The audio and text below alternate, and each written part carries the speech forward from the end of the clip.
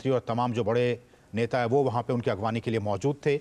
भारत और फ्रांस के रिश्तों के लिए एक नए अध्याय की शुरुआत के तौर पर आज के दिन को इस समारोह को देखा जा सकता है। अजय, ये दृश्य सामान्य नहीं है, ये सांस्कृतिक शोभा यात्रा है।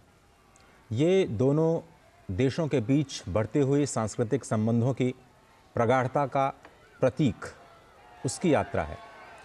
ये दो विश्व मित्रों के एक साथ मिलने और दोनों देशों के बीच संबंधों को और प्रगाढ़ बनाने की शोभा यात्रा है। ये ऐसे दृश्य हैं जिन पर केवल फ्रांस और भारत की निगाहें नहीं हैं, बल्कि समूचा विश्व इन दृश्यों को देख रहा है कि कैसे दो महाशक्तियां, भारत जो कि दुनिया का सबसे बड़ा लोकतंत्र है और फ्रांस जो कि यूरोजोन की एक बड़ी महाशक्ति है, कैसे दोनों नेता सहज तरीके से, सरल तरीके से रोड शो में हिस्सा ले रहे हैं, एक दूसरे का सम्मान करते हुए कैसे जन समुदाय है उनका स्वागत कर रहा है। एक झलक पाने के लिए कैसे समूचा जयपुर उमड़ पड़ा है, ये देख रहे हैं।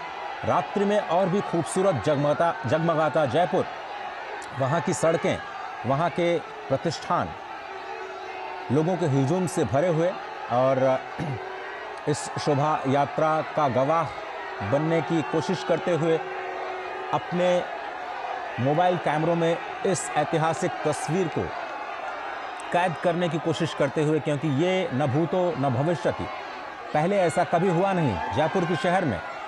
इससे पहले अहमदाबाद ने दो राष्ट्र नेताओं को देखा, शिंजो आबे और डोनाल्ड ट्रंप को। जयपुर ने ऐसा कभी नहीं देखा। पहली बार जयपुर को यह दृश्य दिखाई दे रहा है जब प्रधानमंत्री नरेंद्र मोदी किसी बड़े राष्ट्राध्यक्ष को लेकर के गणतंत्र दिवस परेड से पहले सांस्कृतिक शोभा यात्रा का हिस्सा बनने के लिए वहां के नागरिकों के साथ रूबरू हुए हैं। ये भारत है, ये भारत की विविधता है, ये भारत की सांस्कृतिक धरोहर है, ये भारत का विश्वास है जिसमें हम विरासत और विकास को एक साथ ले जा करके अपने नागरिकों को ईज ऑफ लिविंग पर बढ़ावा देना चाहते हैं। सांस्कृतिक धरोहर से शुरुआत करते हुए आज हम बात विकास की भी करेंगे। जब यात्रा खत्म होगी इस हेरिटेज रोड शो की, तो हम बात करेंगे विकास के उन मुद्दों पर जो दोनों देशों के संबंधों को एक नई ऊंचाई पर ले जाएंगे। हम बात करेंगे उन वैश्विक मुद्दों की जो नई दिशा देंगे संपूर्ण विश्व को। हम बात करेंगे उन संबंधों की, हम बात करेंगे उस नए युग की जहां पर ये दोनों ही राष्ट्र और भी ज़्यादा करीब होते हुए दिखाई देंगे। स्पष्ट तौर पर पूरी दुनिया की निगाहें हैं। वॉशिंगटन, बीजिंग, मॉस्को, बर्लिन, हर कोई देख रहा है कि ये दोनों नेता क्या कुछ करते हैं। और बड़ी बात, अमृतपाल सिंह जुड़े हुए हवा महल से, जहां पर इस शोभा यात्रा का समापन होगा।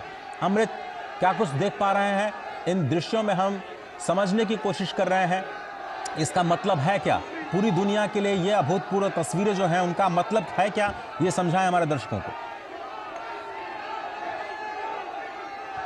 अमृतपाल सिंह, क्या आप हमें सुन पा रहे हैं? लगता हमारी आवाज़ उन तक नहीं पहुंच पा रही है, लेकिन ये दृश्य वाकई अभूतपूर्व हैं, ऐतिहासिक हैं। किस तरह से विश्व के दो बड़े नेता एक साथ जयपुर में इस वक्त मौजूद, और भारत का भविष्य, चाहे वो डिफेंस की बात हो, टेक्नोलॉजी की बात हो, साइबर सिक्योरिटी की बात हो, इन तमाम क्षेत्रों में सांस्कृतिक संबंधों की बात हो, इन तमाम क्षेत्रों में भारत और फ्रांस के संबंध लगातार समृद्ध होते जा रहे हैं, मजबूत होते जा रहे हैं। आप हमें सुन पा रहे हैं अमृत? हाँ, मैं बिल्कुल सुन पा रहा हूँ। आपको आपकी आवाज आ रही है? जी आ रही है। अमृत, इन तस्वीरों को जरा हमें समझाने की कोशिश करें कि किस तरह से जयपुर की सड़कों पर विश्व के दो दिग्गज नेता एक साथ देख रहे हैं, लोगों को समझ रहे हैं, और लोग भी हाथ हिलाकर उनका अभिवादन कर रहे हैं, अभिवादन स्वीकार कर रहे हैं। कैसे देखा जाए विश्व की दो शक्तियां एक साथ? विश्व की दो शक्तियां एक साथ तो हैं ही जयपुर की सड़कों पर लोगों की आवाज सुन रहे हैं आप पीछे। हजूम जो उमड़ा है इस गुलाबी शहर की सड़कों पर, उनमें उनकी आवाज में जो बुलंदी है, वो कल जब मैक्रोन साहब कर्तव्य पथ पर बैठेंगे और स्टेट की जो मिलिट्री माइट होती है या भारत की जो official cultural diversity official version उसका होता है। जी, इमैनुअल मैक्रों इस वक्त की आसमान में लड़ा, मानो गड़गड़ा होगी, पर अमृत, हमें आपकी आवाज़ सुनने में थोड़ी सी दिक्कत हो रही है। हम कोशिश करेंगे आपके ऑडियो को थोड़ा सा बेहतर करने की अपने दर्शकों के लिए। लेकिन आज ये जो तस्वीरें देख रहे हैं, इमैनुअल मैक्रो समझ नहीं पा रहे होंगे कि इतनी लोकप्रियता प्रधानमंत्री, वो बीच बीच में वो कुछ पूछते भी जा रहे हैं उसके बारे में कि वो चीज़ क्या है जो रोचक तरीके से उनको जो दृश्य दिखाई दे रहे हैं, और प्रधानमंत्री मोदी प्रयास कर रहे हैं उनको समझाने का। मैक्रो ये समझ नहीं पा रहे होंगे कि मोदी की ये जो आवाज़ आ रही है, इतनी पॉपुलैरिटी कैसे, और दोनों ही नेताओं के बीच में एक सिमिलैरिटी ये है कि लगातार 2 बार अपने राष्ट्र को नेतृत्व देने का मौका मिला है। इमैनुअल मैक्रो भी दूसरी बार चुने गए लगातार, प्रधानमंत्री मोदी को भी मौका मिला भारत की सेवा करने का। तो इस वक्त मैक्रो मोदी की आवाज़ सुन करके उनकी लोकप्रियता का अंदाज़ा लगा रहे होंगे।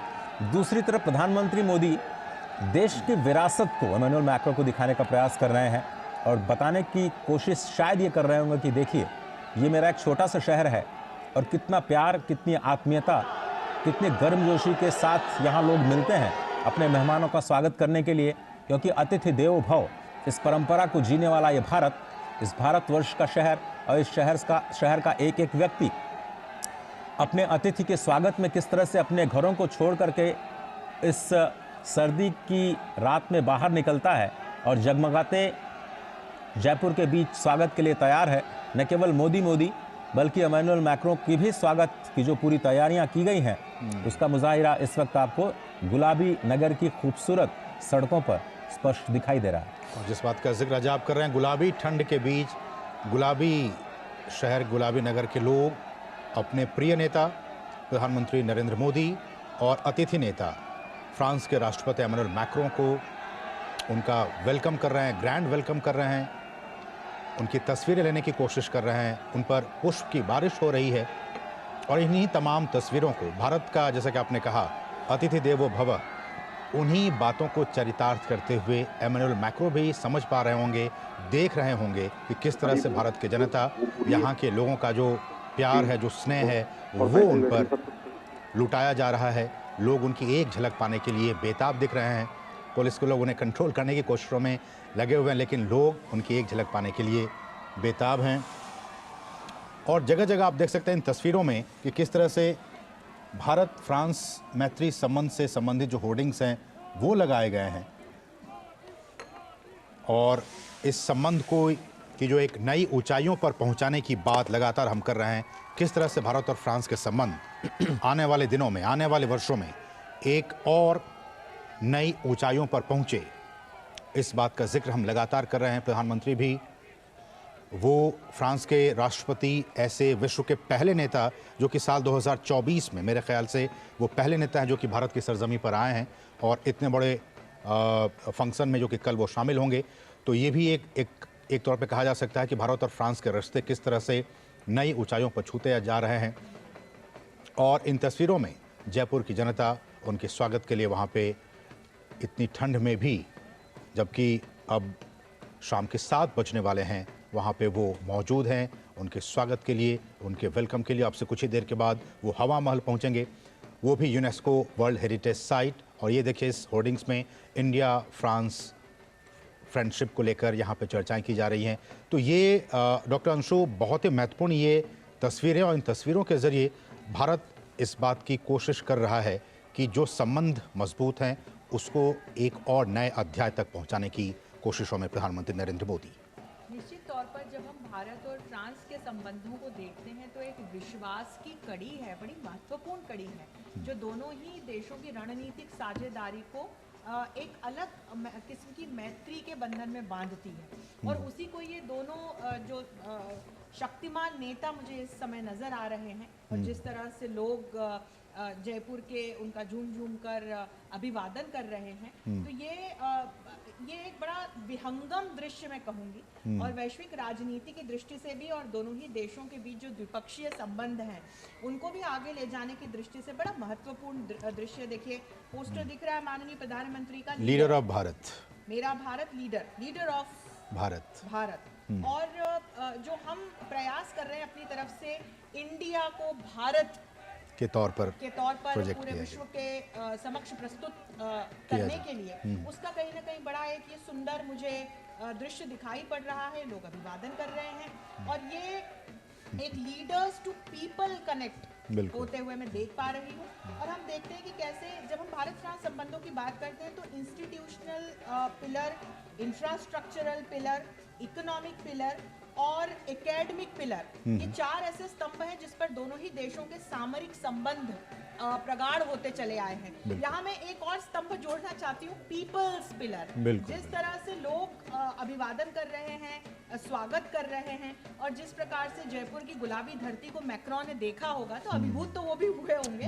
और मुझे लगता है कि ये जो एक सांस्कृतिक संबंध दोनों ही देशों के हैं, ये एक सामरिक संबंधों के नए अध्याय के रूप में फलित होते हुए हमें निश्चित तौर पर नजर आएंगे। एम्बेसडर गुरजीत सिंह, जब हम कहते हैं कि पीपल टू पीपल कनेक्शन और कनेक्ट, इन तस्वीरों के जरिए भारत इस बात को एक बार फिर से दर्शा रहा है और समझा रहा है कि न सिर्फ हिंदुस्तान की सरजमी पर बल्कि सात समंदर पार भी जो इंडियन डायस्पोरा है उसका कितना अहम रोल है दो देशों के संबंधों को मजबूत बनाने में। और यहाँ तो फ्रांस की बात हो रही है, तो इंडियन डायस्पोरा चाहे वो यहाँ हो या फिर यहाँ से बाहर हो, एक बहुत ही अहम रोल, एक अहम कड़ी के तौर पर वो साबित होती है।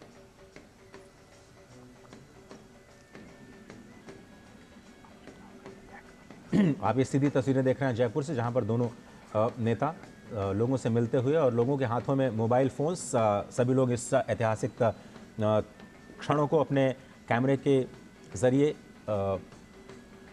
कैद करने की कोशिश करते हुए, लोगों के हाथों में दोनों देशों के झंडे, दोनों देशों के बीच संबंधों को दिखाते हुए पोस्टर्स।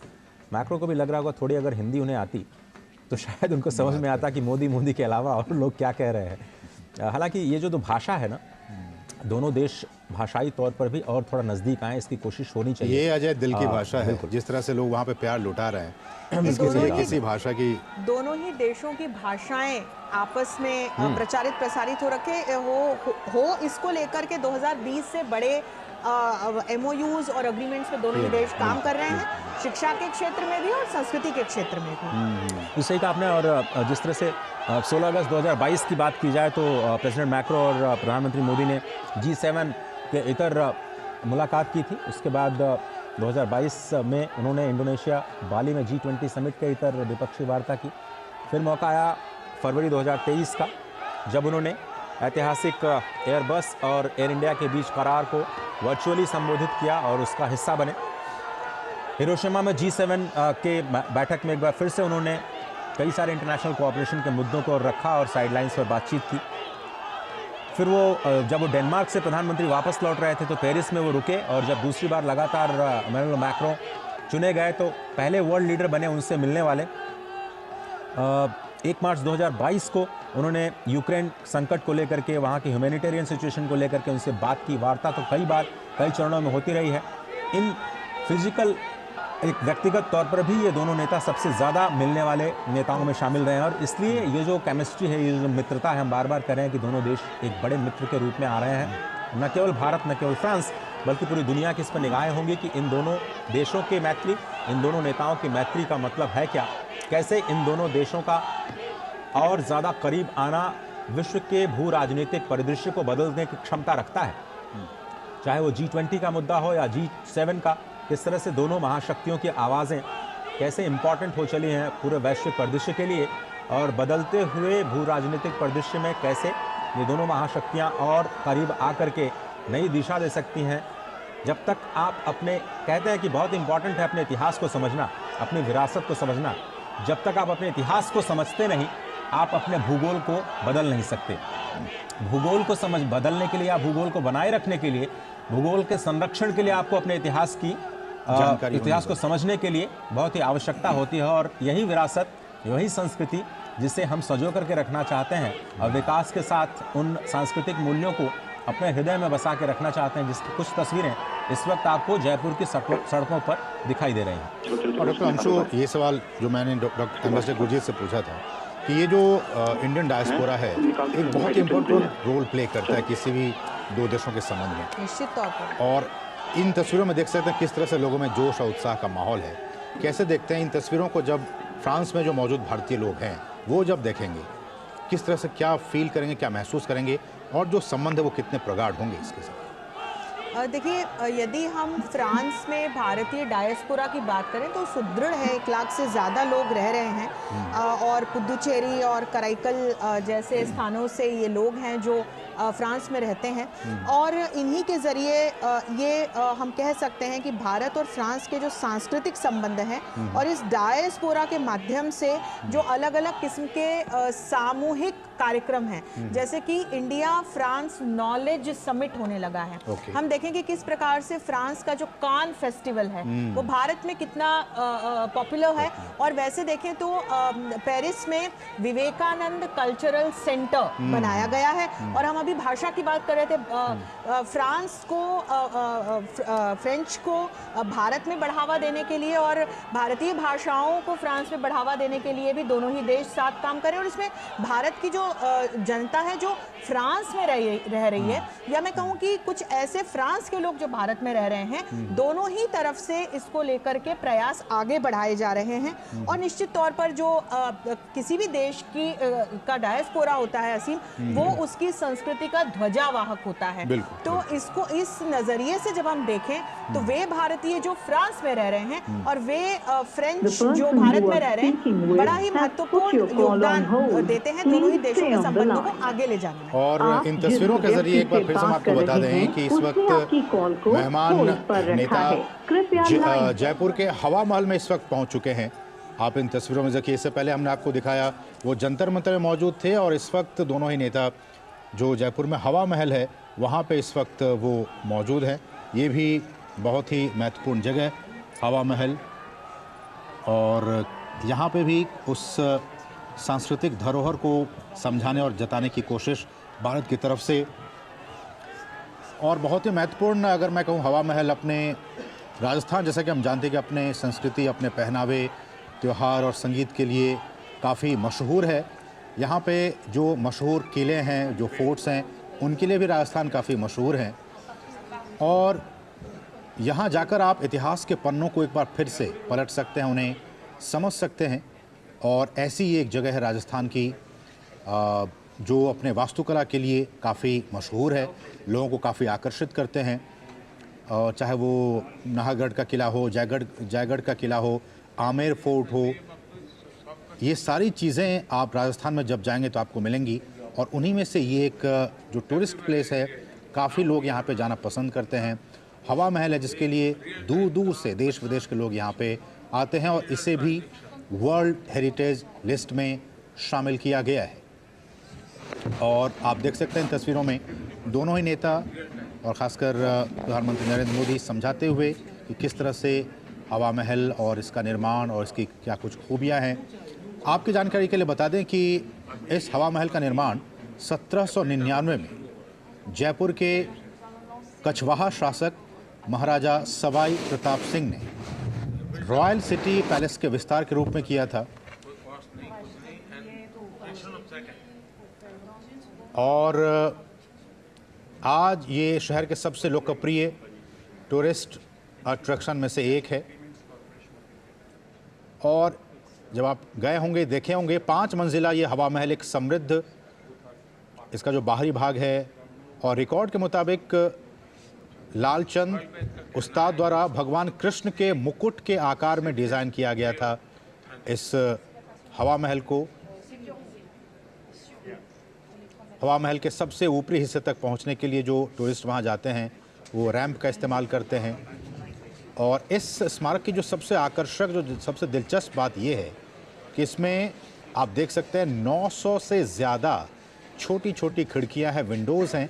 953, अगर मैं गलत ना हूं, 953 छोटी खिड़कियां हैं और इनमें काफ़ी बारीक तरीके से नक्काशी की गई है, जिन्हें हम झरोखा भी कहते हैं। तो इन छोटी खिड़कियों को झरोखा भी कहा जाता है। और सालों पहले जब इसका निर्माण किया गया था तो इसके पीछे की वजह यही थी कि ये कई राजपूत परिवारों के लिए गर्मियों के मौसम में एक विश्राम स्थल के तौर पर काम करता था।